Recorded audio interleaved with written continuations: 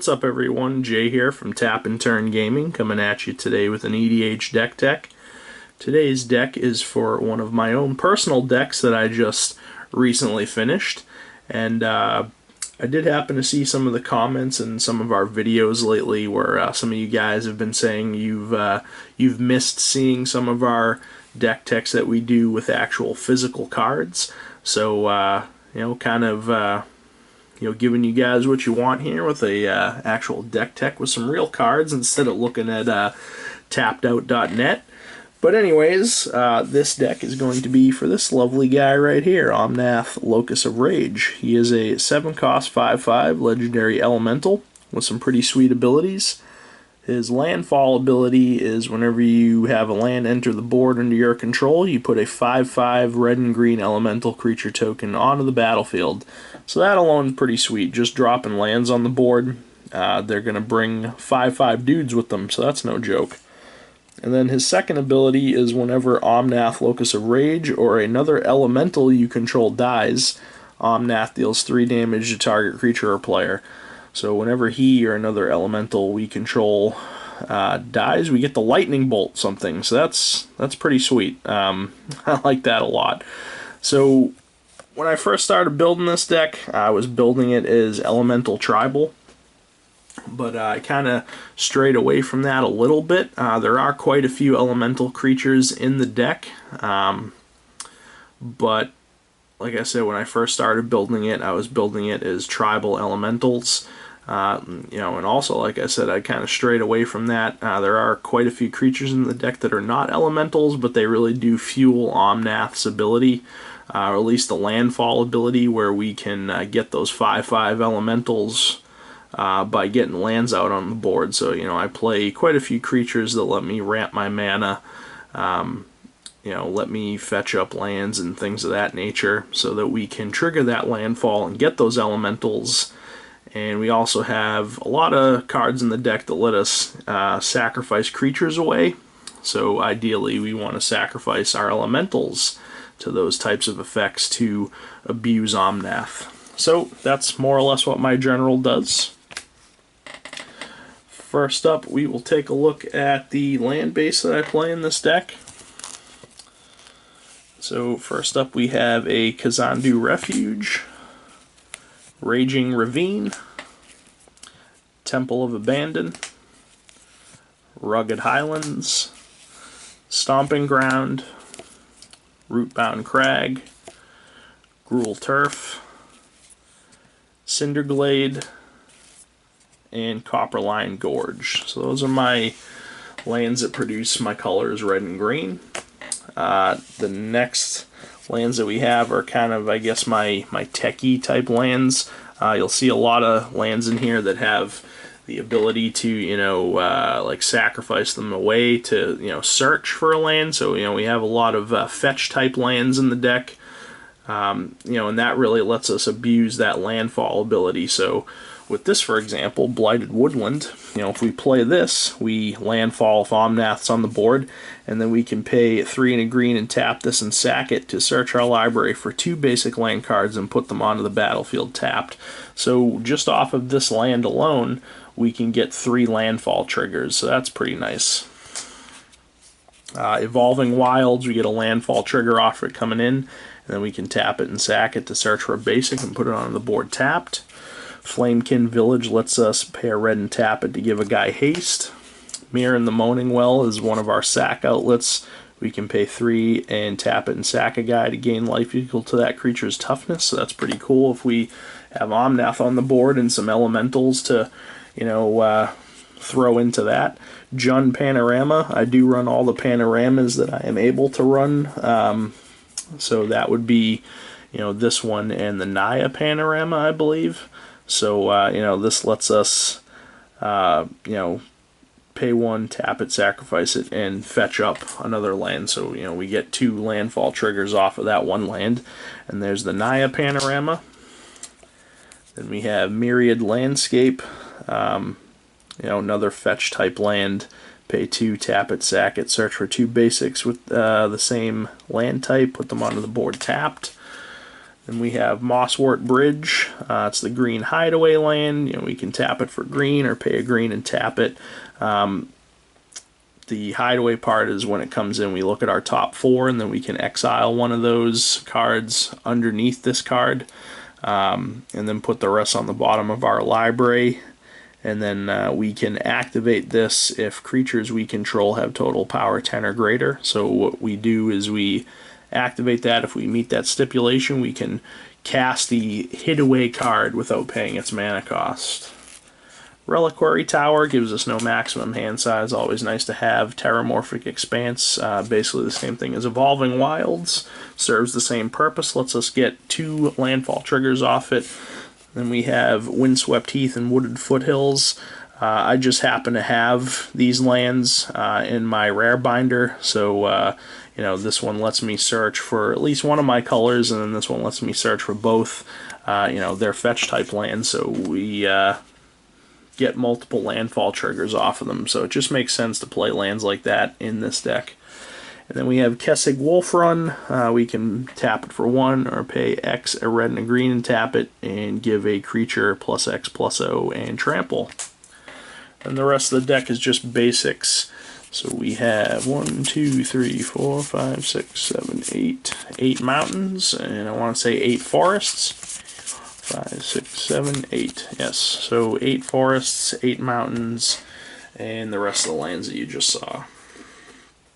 So that's my land base. Nothing too crazy, but we really do like to take advantage of the lands that we can sacrifice away to search for other lands, because that will let us abuse Omnath a little bit.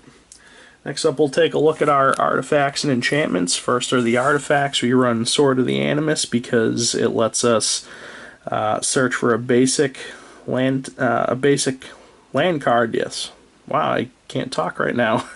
Lets us search for a basic land and put it on the board tapped whenever the equipped creature attacks, and the equipped creature gets +1/+1.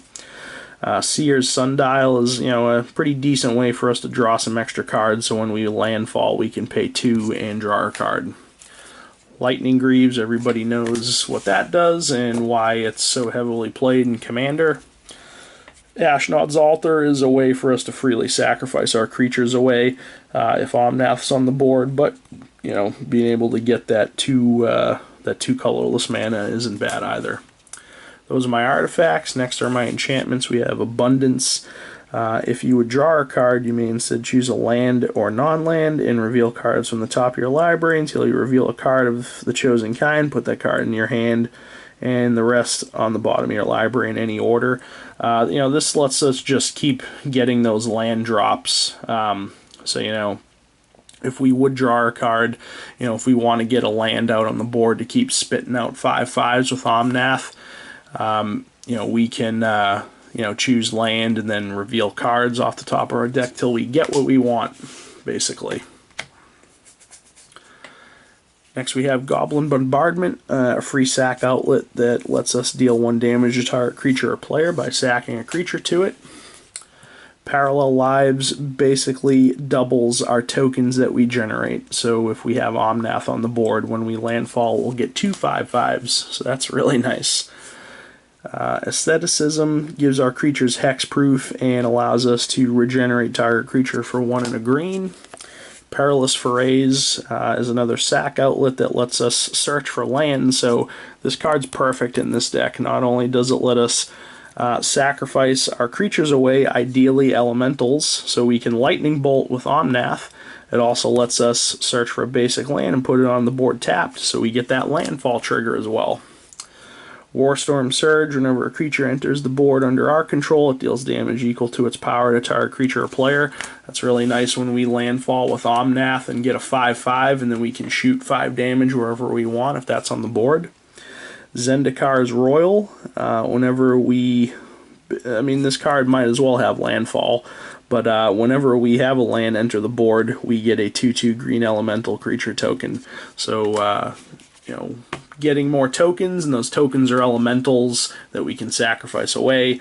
Omnath will shoot damage around. Fires of Yavimaya gives our team haste, and if we so choose, we can sacrifice it to give target creature +2/+2.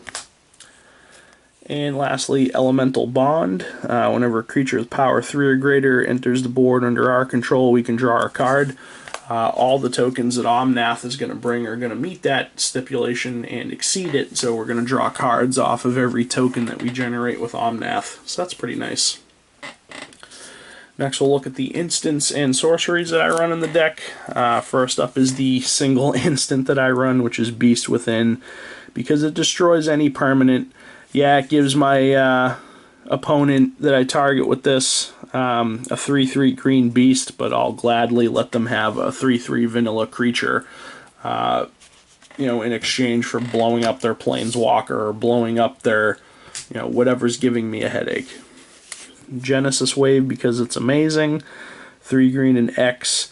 Reveal the top X cards of your library. You put any number of permanent cards with converted mana cost X or less from among them onto the board, and all the rest of them that weren't put onto the board go into your graveyard. So basically anything that's not an instant or sorcery with this goes straight onto the board. So if you dump 10 into that, you flip the top 10, anything that costs 10 or less just goes right onto the board. So Genesis Wave is amazing. And if you're playing green, you're probably playing it. Boundless Realms is a pretty nice mana ramp. 6 and a green, search your library for X basic land cards, where X is the number of lands you control. Put them onto the battlefield tapped and shuffle your library. So you'll see I do run quite a few mana ramp spells because that will let us, again, take advantage of the landfall trigger on our general. Sky Shroud Claim lets us search for 2 forest cards and put them onto the board, then shuffle. Far Wanderings lets us search our library for a basic land, put it onto the board tapped, and shuffle. Then if we have Threshold, which is if we have 7 or more cards in our graveyard, we can instead search our library for 3 basic land cards and put them onto the board tapped. Here's Blasphemous Act, basically a sweeper for us. It costs 1 less to cast for each creature on the board, so this has the potential to be cast for a lonely red mana, which is really nice. And it deals 13 damage to each creature, so unless the creature's indestructible or has higher than 13 toughness, it's going to die to that. Here's Tempt with Vengeance, pretty cool card for the deck. 1 red and X, and it has an ability called Tempting Offer. So we put X/1/1 red elemental creature tokens with haste onto the battlefield. Each opponent may put X/1/1 red elemental creature tokens with haste onto the battlefield. For each player who did, we put X/1/1 red elemental creature tokens with haste onto the board. So if we dump 5 into this, we get 5/1/1 elementals with haste.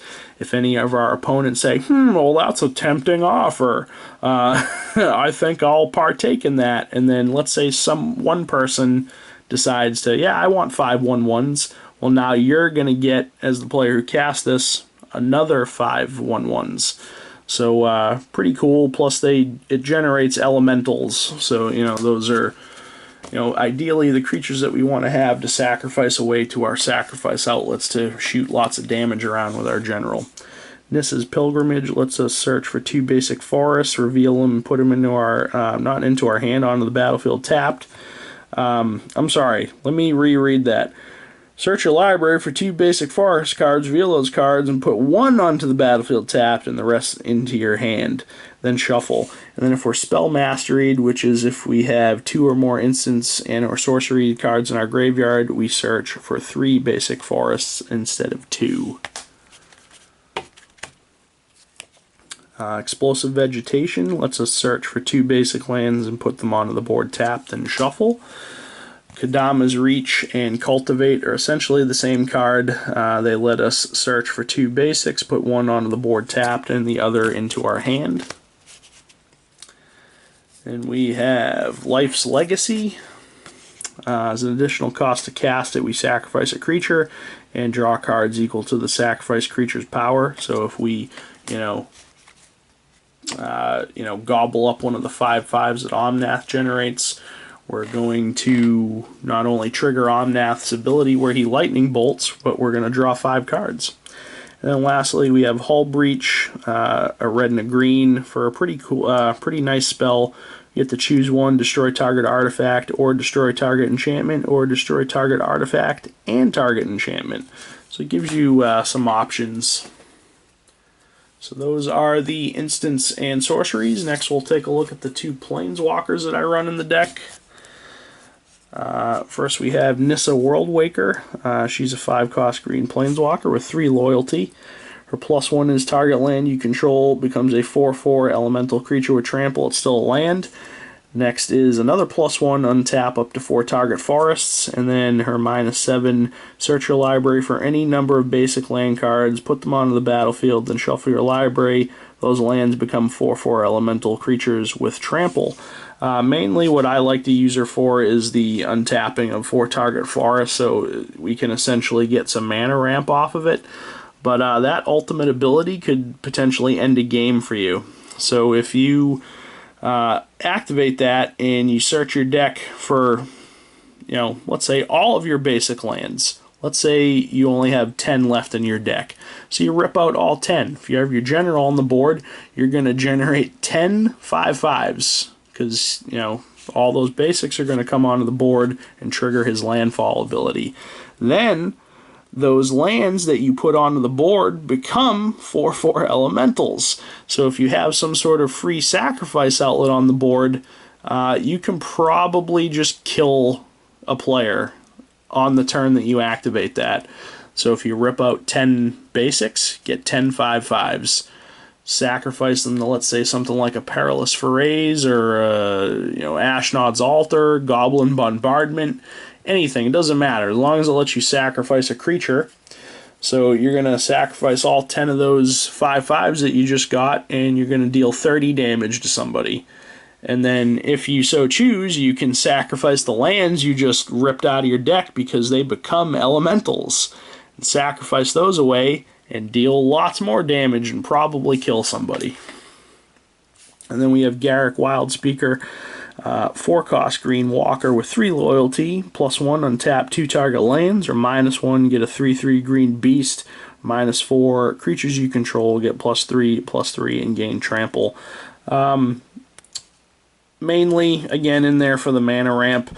Being able to generate a 3/3 blocker is nice, and the -4 we get an overrun effect is really nice as well, especially if we have a bunch of 5/5s on the board.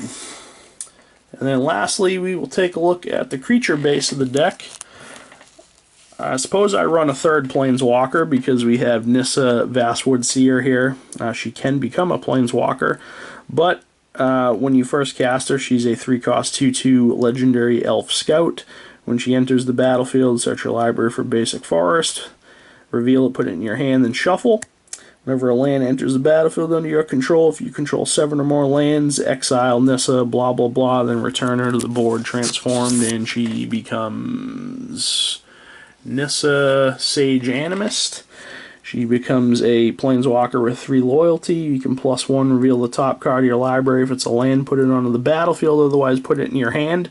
So that ability alone is really great in this deck.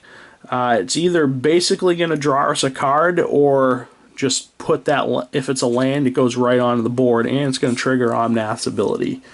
Then -2, put a legendary 4/4 green elemental creature token named Ashaya the Awoken World onto the battlefield.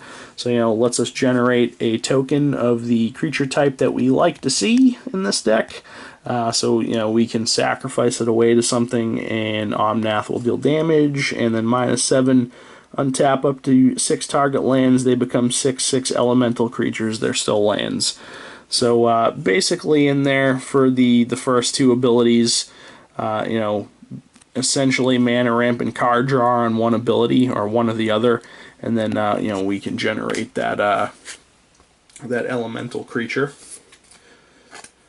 So that's Nissa Vastwood Seer / Sage Animist. Here we have Oracle Muldaya.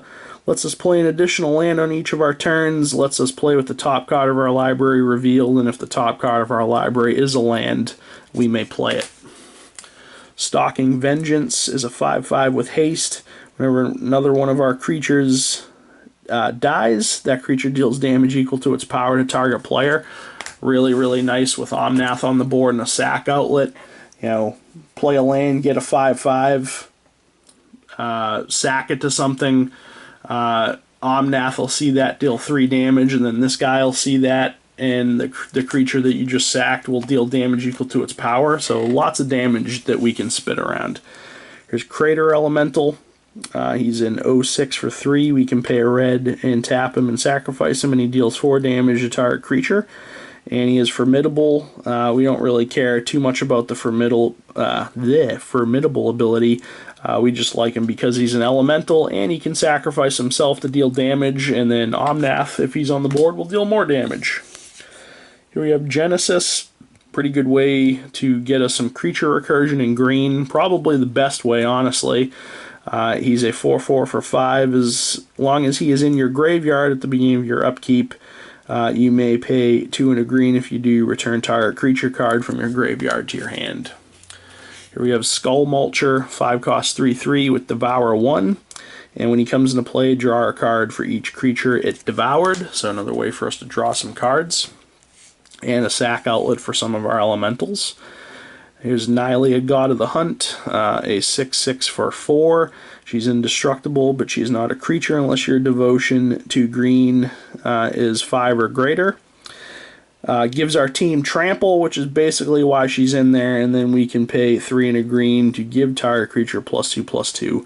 But she's more or less in there for the giving our creatures trample, and she's indestructible, so she's very hard to remove off the board. But, you know, we start shooting out those 5/5s. She's on the board. All those 5/5s have trample. It's nice. Perforos, God of the Forge, a 6/5 for 4. Another god. He's indestructible. Blah, blah, blah. He's not a guy unless your devotion to red is blah, blah, blah. Whenever another creature enters the battlefield under your control, he deals 2 damage to each opponent. So, again, more damage that we can spit around off of generating those tokens.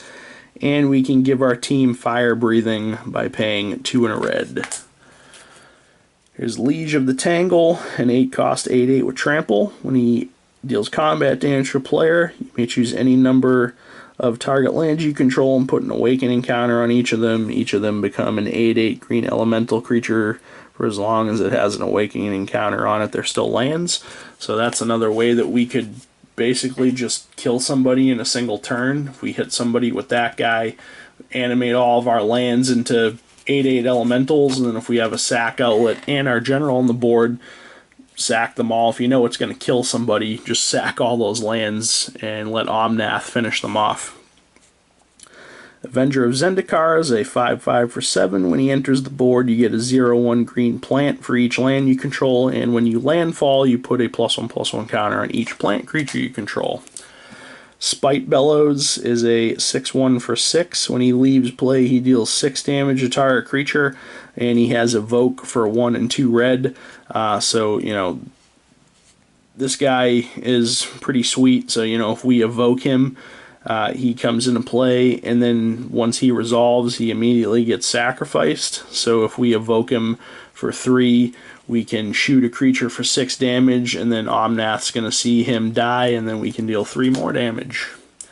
Soul of the Harvest is a 6/6 for 6 with trample. Whenever a non-token creature comes into play under our control, we draw our cards. Another way for us to get some card draw.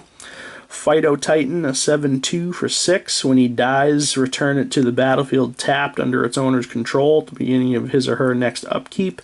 This guy's really nice in this deck, so we play him if our general's on the board and we have some sort of sack outlet, sack him away, deal 3 damage, and then on our next upkeep he comes back to the board tapped, so we can just keep doing it over and over. Green Warden of Murasa is a 5/4 for 6. When he comes in, we return target card from our graveyard to our hand, and when he dies, we may exile him and then get that same effect. So he's basically a bigger Eternal Witness. Grave Sifter is a 5/7 for 6. When he enters the battlefield, each player chooses a creature type and returns any number of cards of that type from his or her graveyard to his or her hand. This does benefit your opponent as well, but it's more than likely going to benefit you more because we do run quite a few elementals in the deck, and that's probably the creature type that you want to call. Here's Bane of Progress, a 2/2 for 6. When he enters the board, destroy all artifacts and enchantments, and he gets a +1/+1 counter for each permanent destroyed this way. Pyroclast Council is a 3/3 for 5 with Kinship. At the beginning of your upkeep, look at the top card of your library. If it shares a creature type with this card, you may reveal it. If you do, this deals 2 damage to each creature. So if you choose to look at the top card of your library, and if it is an elemental or a shaman, you can reveal it, and this will pyroclasm, basically. Magma is a 4/4 for 5. He's a sack outlet for us. We can pay 1 and sacrifice a non-land permanent to deal 1 damage to target creature or player. Ingot Chewer is a 3/3 for 5. When he comes in, destroy target artifact, and we can evoke him for 1 red. So similar to Spite Bellows, we can evoke him, get that trigger, destroy an artifact, and then if our general's on the board, he'll see him die, and we'll deal 3 damage. Acidic Slime is a 2/2 for 5 with Death Touch. When he enters the board, destroy target artifact, enchantment, or land. If you're playing green, you're probably playing that card. Rockamar is a 2/2 for 4 with haste, and we can pay a red and tapper to get a 3/1 red elemental creature with haste onto the board. Just generate some more elementals to fuel Omnath's rage. Solemn, everybody knows what he does. When he comes in, you search for a basic, put it on the board tapped. When he dies, draw a card. Cinder Elemental is a 2/2 for 4. Pay a red and X and tap him and sacrifice him. He deals X damage to target creature or player. So, I don't need to really keep explaining, the reasons why some of these elementals are in here. This guy, he can sacrifice him away to deal damage to target creature or player. If Omnath's on the board, more damage. Yavimaya Elder, 2/1 for 3. When he goes to the graveyard, search your library for 2 basic land cards, reveal them, and put them into your hand. If you do, shuffle your library, and then we can pay 2 and sacrifice him to draw a card. Here's Fertilid, a 3-cost 0/0 that comes in with 2 +1/+1 counters, and we can pay 1 and a green and remove a +1/+1 counter from him to search our library for a basic land card and put it onto the board tapped and shuffle. Farhaven Elf is a 1/1 for 3. When he comes in, search your library for a basic land, put it on the board tapped, blah blah blah. Just there to get some landfall triggers. Eternal Witness, everybody knows what that does. Burnished Heart is pretty cool. 2/2 for 3. You can pay 3 and sack him. Search our library for 2 basic land cards and put them on the battlefield tapped and shuffle. So more ways to rip out lands out of our deck and get those landfall triggers. Here's Smoke Braider, a 1/1 for 2. We can tap it, add 2 mana in any combination of colors to our mana pool. Spend this mana only to play elemental spells or activate abilities of elementals. Then we have Flamekin Harbinger, a 1/1 for 1. When it comes into play, we can search our library for an elemental card, reveal it, shuffle our deck, then put that on top of it. So lets us tutor up one of our elementals that we want. Wood Elves, when it comes in, search for a forest, put it onto the board, and shuffle. Sakura Tribe Elder, everybody probably knows what he does. We can sack him away to rampant growth, basically. And lastly, we have Magmatic Force, an 8-cost 7/7. At the beginning of each upkeep, this lightning bolts target creature or player.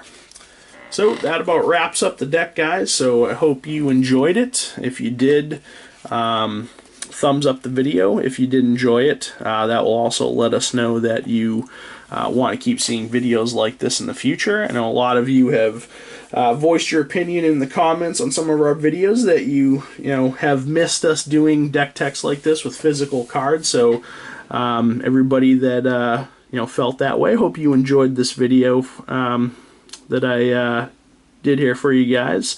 Leave me some comments in the comment section below. Let me know what you think of my Omnath deck. If there are any cards that you would add in or take out or whatnot, let me know. I'd like to hear your guys' suggestions. And if you're not already subscribed to our channel, Tap and Turn Gaming, please crush that subscribe button. We really do appreciate it. As of filming this video, we're almost at 1,000 subscribers. So I just want to take a second and thank everybody for that. Once we do get to 1,000 subscribers, Derek and I are going to do a very special giveaway on our channel. So spread the word, get us up to that 1,000 subscribers so we can do that cool stuff for you guys. But anyways, that wraps up everything here. So again, hope everybody enjoyed my Omnath Locus of Rage deck tech. And you know, just stay tuned to our channel for more videos. New videos every Monday, Wednesday, and Friday. This has been Jay with Tap and Turn Gaming, and we'll catch you later. Thanks a lot for watching, everyone.